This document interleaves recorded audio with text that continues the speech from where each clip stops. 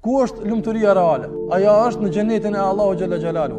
Ata të cilën Allahu e ka përgatitur për robët e tij të mirë. Aty është kënaqësia dhe aty është lumturia reale. Që nëse ti një herë arrin të hysh aty, atëherë me garancë të Allahut azza wa xal asnjëherë nuk do të godet dëshpërimi, asnjëherë nuk do të godet lodhja dhe mërzia. Lumturia reale, lumturia e vërtet, ajo e cila është qëndësore dhe e cila është e përjetshme dhe përhershme, është vetëm në xhenetin e Allahut azza wa xal, e asesi nuk është në këtë botë. Do të nëse jetojmë në hijen e lumturisë të xhenetit, duke paramenduar çdo herë xhenetin, në hijen e kërkesës për xhenetin, atëherë kjo kërkesë neve do të krijon lumturia të kësaj bote. Para se me shiju edhe lumturinë e botës tjetër. Thot Muhamedi sallallahu alaihi wasallam se Allahu ka thënë: "Kom përgatit për robët e mi të mirë, ata që janë nënshtruar urrave të mi edhe janë ndaluar nga ndalesat e mia, ato që ka syni s'ka pa. Sa do gjëra të bukura në këtë botë që ke pa, e di se në xhenet është edhe më e bukur." Që kjo është kuptimi i kësaj. Thot e as veshi s'ka ndëgjuar për ata. Sa do që ke ndëgjuar fjalë të bukura, zëra të këndshme melodik e kështu me radhë, sa do që të ka mahnit bukuria atyre,